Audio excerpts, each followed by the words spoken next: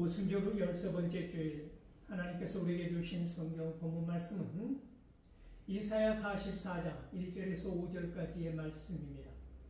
제가 이 말씀을 봉독할 때 이 시간 살아계신 우리 하나님의 귀한 음성 직접 들으실 수 있기를 소망합니다. 나의 종 야곱, 내가 택한 이스라엘아, 이제 들으라. 너를 만들고 너를 모태에서부터 지어낸 너를 도와줄 여호와가 이같이 말하노라. 나의 종 야곱, 내가 택한 여수르나 두려워하지 말라. 나는 목마른 자에게 물을 주며 마른 땅에 시내가 흐르게 하며 나의 영을 내 자손에게 나의 복을 내 후손에게 부어주리니 그들이 풀 가운데서 솟아나기를 시냇가의 버들같이 할 것이라. 한 사람은 이르기를 나는 여호와께 속하였다 할 것이며 또 한 사람은 야곱의 이름으로 자기를 부를 것이며 또 다른 사람은 자기가 여호와께 속하였음을 그의 손으로 기록하고 이스라엘의 이름으로 존귀 여김을 받으리라. 아멘. 이 본문 말씀을 가지고 존귀 여김을 받으리라 라는 제목으로 피차 은혜를 나누고자 합니다. 사랑하는 성도 여러분, 오늘은 오순절 13번째 주일을 맞이하면서 동시에 9월의 첫 주일을 맞이합니다. 언제 9월이 됐는지 우리는 알 수 없습니다. 어느 순간 어느 때 갑자기 9월이라는 달력이 눈앞에 펼쳐져 있는 것이지. 오늘이 그 첫 주일입니다. 어떻게 이 9월을 맞이할 것인가? 어떻게 이 9월을 보낼 것인가? 저마다의 묵상과 계획과 기도의 제목들이 있을 것입니다. 여러분의 9월은 평안할 것 같습니까? 여러분의 9월은 풍성할 것 같습니까? 우리는 그것을 알 수는 없지만 우리가 믿고 확신하며 나가는 중요한 말씀은 참 하나님이신 우리 주님께서 우리가 알 수 없는 그때에도 이른 비와 늦은 비로 도와주실 것이다. 오늘 본문에서도 너를 도와줄 함께 하실 주님을 의지하고 나아간다고 하는 것입니다. 그러므로 우리의 앞이 보이지 않아도 이 9월이 어떻게 펼쳐질지 우리는 장담할 수 없고 단언할 수는 없지만 우리가 가는 걸음걸음이 담대하고 불안해하지 않는 것. 왜 그렇습니까? 두려워하지 말라고 쉼없이 말씀하시는 하나님의 음성에 귀를 기울이기 때문입니다. 우리가 어떻게 흔들림 없이 세상을 살아갈 수 있겠습니까? 하나님께서 내가 너와 함께함이라고, 내가 너를 도와주리라고, 너는 내 아들이라고, 너는 내 딸이라고 말씀하여 주시지 아니하면 언제 우리는 어느 때 누구로부터 이 세상 존재할 수 있는 힘을 부여받을 수 있겠습니까? 오늘 이사야 선지자는 여러 장을 걸쳐서 오늘과 똑같은 주제를 반복해서 말하고 있습니다. 왜 그럴까요? 두려워하지 말라고, 존귀하게 여기리라고. 너의 삶의 자리가 지금 사막 같을지라도 하나님께서 물을 보내주실 것이고 사막의 풀이 무성하게 도단하게 하실 것이라. 너희들이 보기에는 지금의 삶이 사막 광야 같을지라도 하나님께서는 그 속으로 물이 흐르게 하시며 강같은 평화가 있게 하여 주실 것이고, 너희들을 쉴만한 물가로 푸른 초장으로 인도하여 줄 것이며, 한 심령 한 심령을 물가에 심겨진 나무처럼 세워주리라고 하는 약속의 말씀을 하고 계신다고 하는 것입니다. 그러므로 여러분 이 시간 담대하기를 원합니다. 9월이 펼쳐지는 이 첫 주일에 불안해하지 마시기 바랍니다. 두려워하지 말라고 오늘도 성경은 이사야의 등을 떠밀어 우리 앞에서 담대하게 선포하게 하시는 것입니다. 두려워하지 말라고 말씀입니다.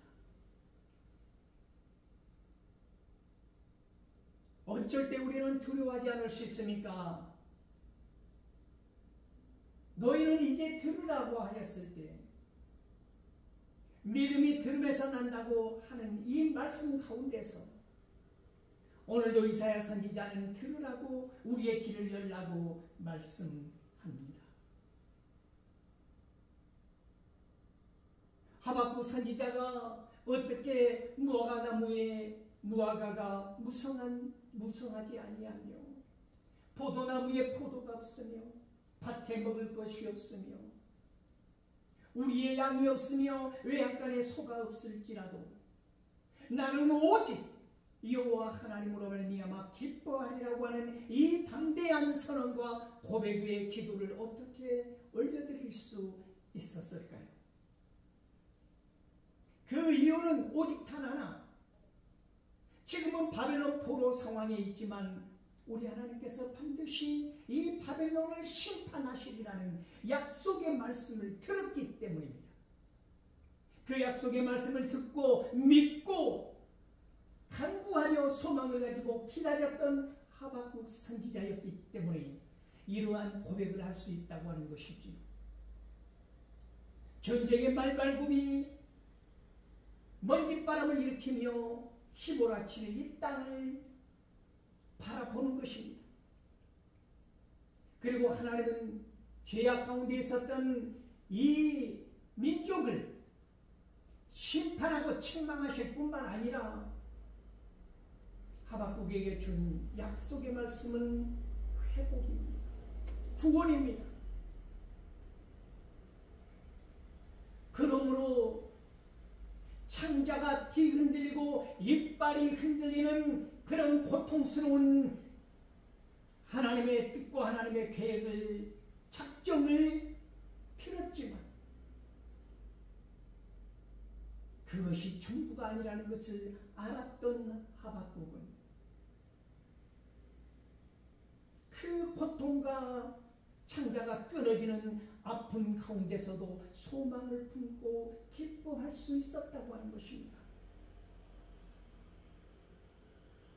무화과와 대무화과가 무성하지 아니하여도 포도나무에 포도가 없어도 밭에 먹을 것이 없어도 우리의 양이 없어도 외양간에 소가 없어도 무엇입니까? 기본 생존 조건이 구비되지 않은 상황 가운데 던져지게 된다 할지라도 그때라도 나에게 있는 것 그것 한 가지 있으니 오직 주님 한 분이라고 하는 것입니다. 내가 살아가는 것이 밭에 먹을 것이 아니고 포도가 아니고 무화과 나무가 아니고 외양간의 소가 아니고 내가 믿고 의지하는 것, 내 삶을 유지시켜주는 것, 내 생명을 붙들고 있는 것 오직 참 하나님이신 우리 하나님뿐이라고 하는 사실 앞에서 하박국 선지자의 이 기쁨의 고백이 오늘 이사야 선지자 입을 통해서 들려지고 있다고 하는 것입니다. 들으라. 그러므로 이제 들으라. 지금까지는 듣지 못했다 할지라도 이제 들으라.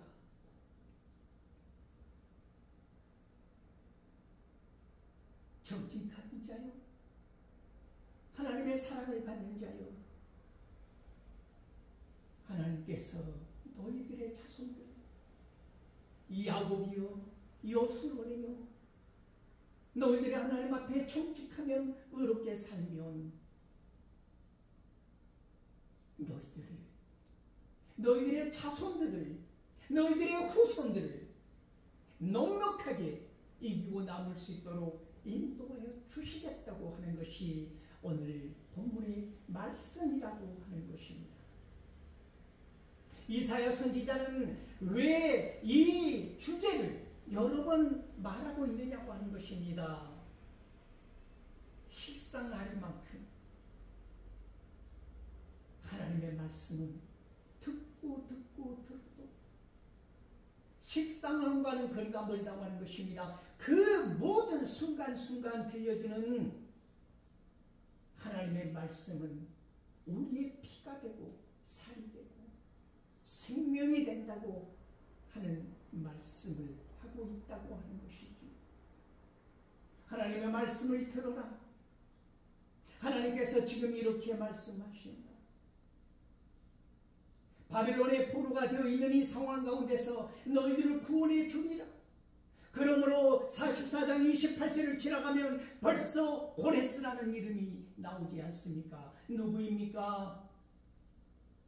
처참한 바벨론에 짓밟히면서 끌려갔던 포로가 되었던 포로 생활, 바벨론에서 너희들은 포로 생활을 하게 될 것이야. 그러나 이 바벨론을 메대와 파사, 이 파사왕 고레스를 들어 사용함으로 말미암아 너희들을 포로에서 예루살렘으로 다시 보내리라.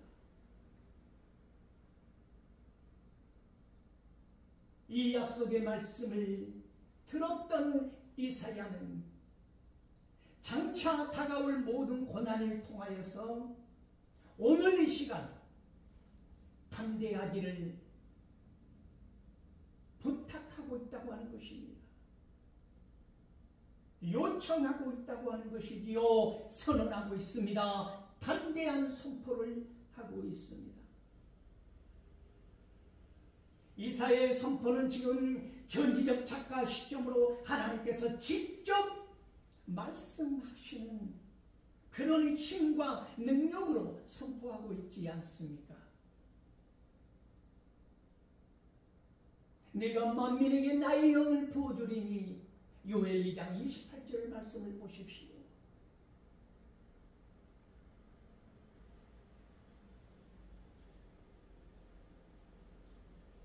어린이는 장차 장래일을 말할 것이고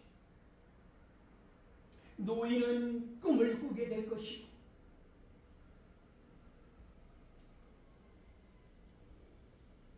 그 만민의 영을 부어주실 때 늙은이는 꿈을 꾸고 젊은이는 이상을 품으리라고 말하고 있지 않습니까? 오늘 본문은 놀랍게도 그 확장시켜보면 복음이 전하여졌을 때 그 받아들이는 자세와 태도에 관하여 말하고 있다고 하는 것이지. 복음은 전하여질 것입니다. 마치 사막에 물이 흐르듯이 생명이 없던 땅에 생명이 이어지는 것, 놀라운 역사가 이 세상에 이루어지리라고 하는 복음의 놀라운 은혜를 말하고 있는 것이기도 하다는 말씀입니다. 이방 땅에 복음이 전해지고 그들도 야곱의 이름을, 이스라엘의 이름을, 나의 하나님을 찾고 부르짖게 될 것입니다. 혹자는 주는 나의 것이라고 외치며 살아갈 것이고 이 삶의 자리에서 만난 주님을 풍성하게 전하며 복음을 전해 받은 것처럼 이 생명의 복음을 또한 전하는 사람으로 세워지게 될 것입니다. 나는 주님의 것이라고 하는 이 고백 가운데서 풍성한 하나님의 은혜를 누리며 살아가는 사람들, 복음을 받는 사람들은 세워질 것입니다. 물가에 심겨진 나무처럼 사시사철 푸르름을 자랑하게 될 것입니다. 그들은 생명을 품게 될 것입니다. 복음을 전해받은 자들은 자기 몸에 흔적을 남길 것입니다. 예수 그리스도의 흔적, 복음의 흔적, 이 세상 삶을 살아가면서 나는 주님으로 인하여 내 몸에, 내 마음에 새겨진 흔적이 있는가 묻고 싶은 것입니다.